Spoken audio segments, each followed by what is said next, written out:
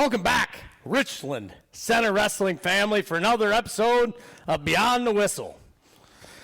This weekend, we took a bunch of kids down to the Kids Wisconsin Folk Style State Tournament at the Alliant Energy Center. Took 13 kids down there, had a handful on Friday, a bunch on Saturday, 2 girls on Sunday. Yep. Talk to us a little bit about how Friday went. So Friday we had 4 wrestlers. We had Richland Salazar, we had Austin Ewing, we had Killian Makovic, and then we also had Liam Crook, who was an alternate regionals that they got the call up. So we had 4 wrestlers competing on Friday. Killian and Austin both lost both of their matches, as did Liam. Riker had a had a fairly successful day. I believe it was either he lost in the blood round or the match before the blood round, one of the two. Match before, I think. 3-2 on the day. Yep. First-year wrestler. I mean, been wrestling for all of 4 months. Yep. So pretty impressive day that Riken put in at 120 pounds. Just a natural athlete that kid is, yep. Right? And had a great day. Lost, like you said, a couple matches before the blood round. And, I mean, in my opinion, it's just experience. Yep. It wasn't like we got super out-technicaled or anything like that. It was just experience and understanding 1-minute periods, understanding a small circle, yep. Right? Things like that went into it there. And then Saturday, we kind of knew Saturday was going to be where we made our hay, if you will. Had a bunch of kids going on Saturday. Everybody that wrestled on Saturday got at least 1 win. Mm-hmm. I think we had 15 on the day. Yep. So going into Sunday, we had 18 wins. After Friday's 3 from Riken and then the 15 from the boys on Saturday. I mean, one takeaway I had from Saturday was just that was just fantastic. I mean, we were winning a bunch of matches. We talked about it a little bit last week on the podcast. Those 8th grade kids were a special group, not just in their wrestling, but just giving back and seeing them interact with the kids downstairs, hanging out, going and cheering on, the younger guys behind the ribbon, if you will. Just a lot of fun watching them, right? Watching that whole group on Saturday interact, our youngest age group with our oldest age group in the youth world, wrestling together, wrestling the same day, hanging out all day. It was a 9 to 6 type of day, yep. Right? Which we knew was going to be if we had some people in placement matches. So, yeah, long day, some breaks in between. It seemed like, we would have our breaks. Everybody was break at the same time, and then we'd have 5 kids get assigned in a half hour. Yeah, I mean, Saturday, those days in general, they can seem real, real long, and they have in the past. Like Friday, wasn't too long. But last year when Cashton and Landon both wrestled on Saturday last year with a couple other kids, it felt like a long day. We didn't have all that many kids. There was a lot of breaks, especially when you're on the winning side of the bracket, and you're just sitting around a lot. It didn't really feel like a long day. It did afterwards. It felt like it was a long day afterwards.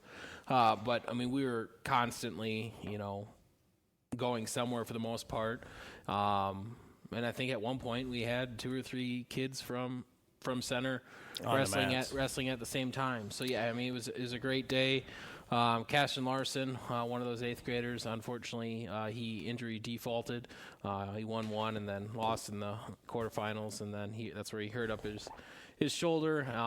Tried to go out there and give it his best shot on the consolation side, but ultimately couldn't finish. Aiden came out, looked real good, won his first match, lost his round of 16, and then he had a kid that tech-falled him a couple weeks ago that he lost to in sudden victory, and that's probably the best I've ever seen Aiden wrestle was in that match. I mean, he had a 30-second flurry where I'm like, holy crap. Yeah. Yeah, I mean, mind you, this kid teched him at the Badger Brawl in La Crosse a month ago. Yep. Right, and it wasn't even a close tech. It was it was a whooping that he took. And, yeah, Aiden came out. Maybe that kid was a little bit overconfident. Yep.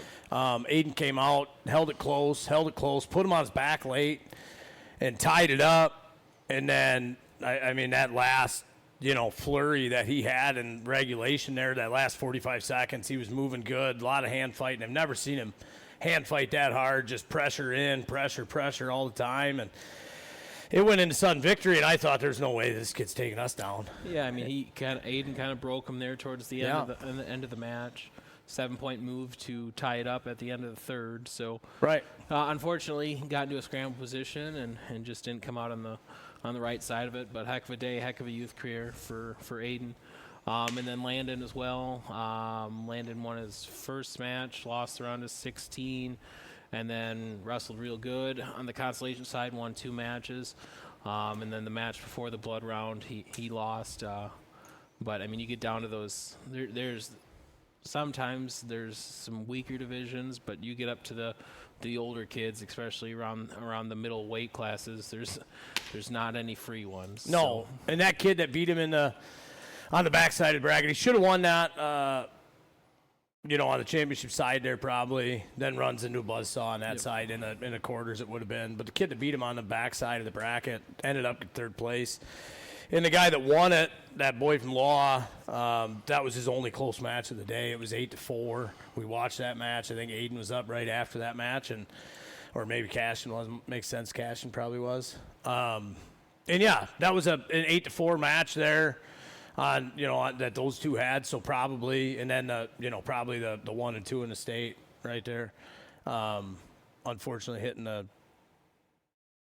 quarters, I think that match would have been, or maybe the semis. Yeah. But yeah, I mean, looking back at that, we had a run through the qualifier and the state tournament. We got 10 matches in 2 weeks. Like, you can't be mad at that. No. 5 matches at state tournament, 5 matches at the qualifier, and came out with a winning record at both. So, yeah, not a bad way. I mean, you get into those middle divisions, we know in high school, too, they're tough, right? You've got to win the matches you're supposed to, and if you lose one there, it's a tough battle back, and especially that state tournament, you lose in the second round, it doesn't advance you any farther. You've got 8 matches left on a day to place, right? So you've got to win 5 in the backside. And then, you had 8 matches total to get either, 3rd through 6th. Yeah. So, yeah, good day there. I mean, obviously wasn't what he was looking for. He was looking to bring home something. But, all in all, good times by those guys. We had Cullen, our youngest, or our lightest, I guess. And our youngest. He lost in the blood round. He lost round 1. Yep. And then he lost round 1, fought back 1-2 on the backside. I think he just won. One on the backside, 16-man bracket. Yep. And then he ended up losing in the blood round there. But good battle there, and I think that kid had probably the most fans as far as teammates. I mean, I think every Richland Center kid was behind the fence at all of his matches, all the coaches. I mean, just fun to watch, right? 45-pound first grader out there just letting it fly. It was a lot of fun. 22 points in his match that he won. So, yeah, he's not scared to let it go out there and fly. Then we also had Emmerich Coleman. Emmerich had kind of a tough year this year, but the one thing Emmerich always does is he always turns it on at the right time of the year. Made her out of the qualifier, and then he made it down there last year, so this is Emmerich's second year. Didn't win any matches there last year. Lost his first round match this year, but then he kind of turned it on the backside, won some pretty good matches, 2 in a row, and then was winning his third, and lost that one. I think that kid went on to plays, so a good chance if he makes it out of there that he's on the podium as well. But yeah, Emmerich looked good the last couple weeks. Yes, he did. Yeah, it was good to see him get down there, get some dubs under his belt. I mean, he's a leader in that age group for sure.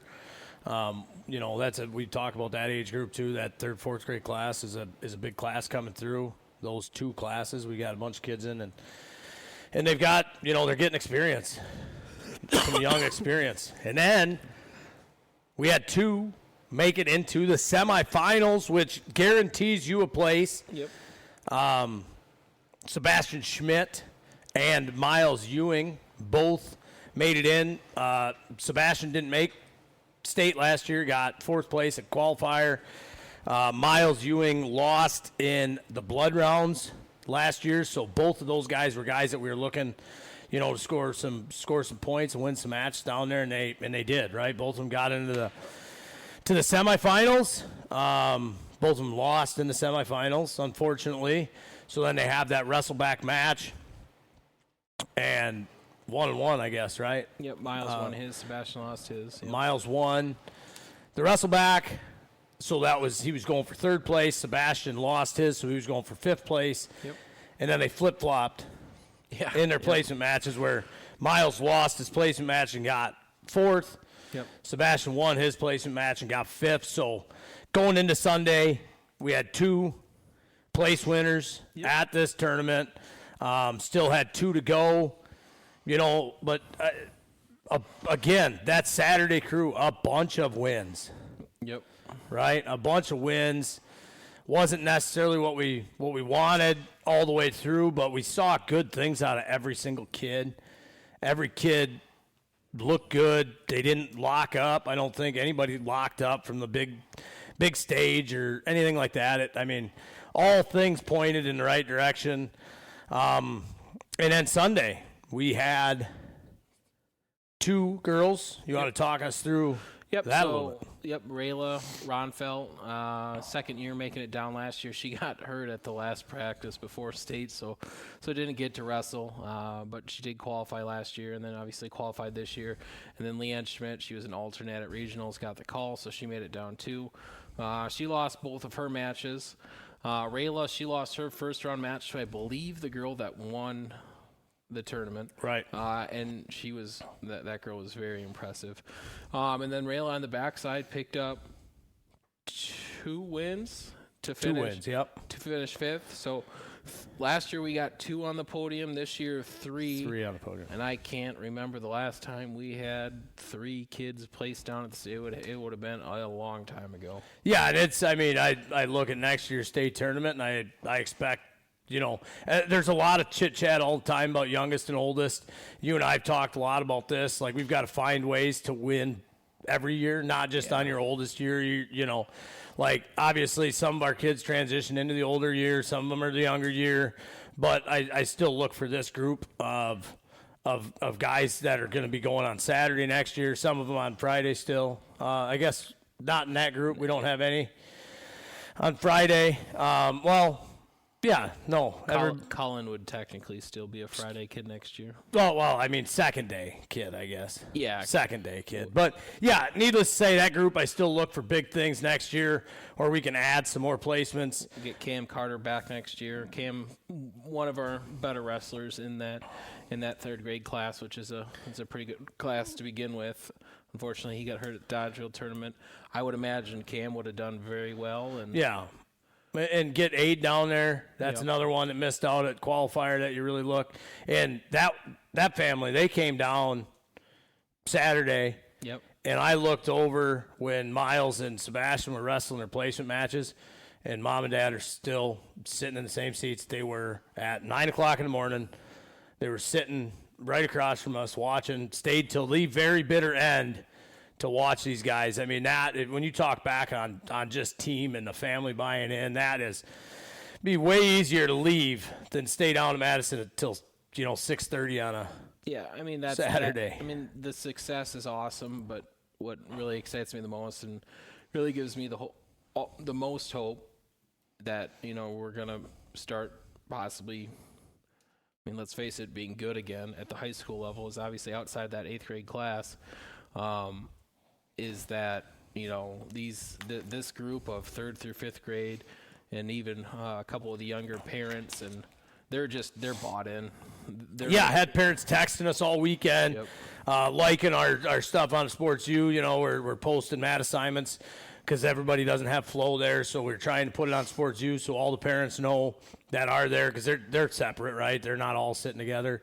Unfortunately, we got to fix that. We got to get everybody in one cheering section. There were some of those cheering sections that were pretty big, and they get pretty loud when their guys are winning. So we need one mom next year to come with the tarp early and just be like this. Get a 50-foot. We just need to get one of those Richland Center Wrestling flags, and we post it up on the wall, and then that's just where they camp out. Yeah, so, I mean, people were texting us all weekend. People were, I think the other big takeaway that I took from this tournament was I heard a lot of people come up to us and talk. I mean, our singlets were the best singlets at the state tournament. Those whites, everybody loved them.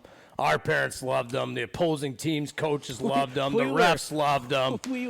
There's a ref, I won't name him, but there was a ref that was, they have extra refs there. So he's sitting down next to me and you as we're coaching Landon. You're out there, you're coaching Landon. He goes, "You guys from Richland Center?" Yeah. Boy, your guys' singlets are way better than the high school. Yeah. Which is an awesome compliment. Probably not the greatest time. Yeah, give me time to coach through this match first, and then we can chat about singlets. But, yeah, I mean, everybody loved them. That was the big takeaway for me. I would venture to guess you are going to see more white singlets at that tournament next year because it's a follow the leader type of thing, right? People see them, and they're like, those are sweet. We're doing them. And the kids liked them. We didn't actually get any blood on them that I know of. Nobody just had a I think we had some bloody noses, but it wasn't like we had at qualifier. We had some blood that would have just wrecked those singlets, and that was something that we were a little bit worried about, but it didn't happen. And everybody that I talked to had nothing but positive things to say about those. The kids loved them. Other people were talking to the kids about them, right? And so, like, at the end of the day, it's about the experience for the kids, and if it's making them better or, making them enjoy it a little bit more is a good thing. So, and with that, I mean, we talked a little bit about it at the state tournament, but at the golf tournament, it sounded like you were going to wear one of the whites? I don't remember that. Oh, we didn't talk about that.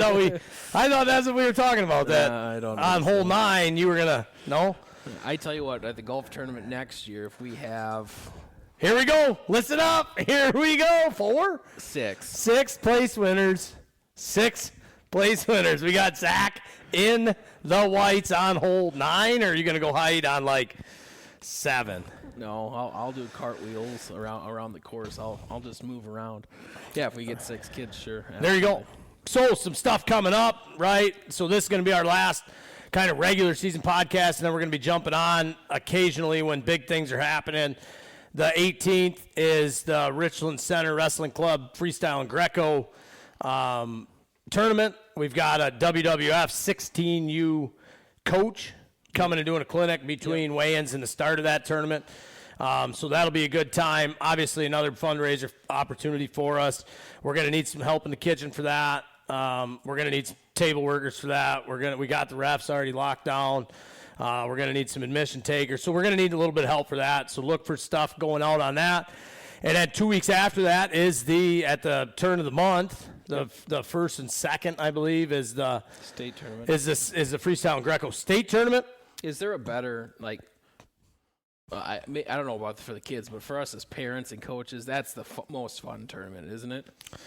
Yeah, the Freestyle and Greco tournament. Yeah, I mean, followed by Northern Plains. Northern Plains is a good time too, right? Yeah. And it's kind of the same tournament back-to-back weekends. Just you will have different kids at the Northern Plains, but yeah, I mean, it's so much more relaxed. It's the summer tournaments. You don't get it's nice outside. It's nice outside. You don't get nothing against grandmas and grandpas, but you don't get just the crowded people on the mats that you do through the rest of the season, and the crowd back and forth. It's bring some lawn chairs, hang out as a team. I mean, that's the other biggest thing that's the most fun at all these bigger tournaments is you just camp out, and then everybody goes and watches one guy. You come back to the chairs. Everybody goes and watches the other guy, and you come back to the chairs. You got high school kids going with your, and I think that's younger kids. Why it's so fun is because it's tough where we can truly get the whole program where we're wrestling on the same day.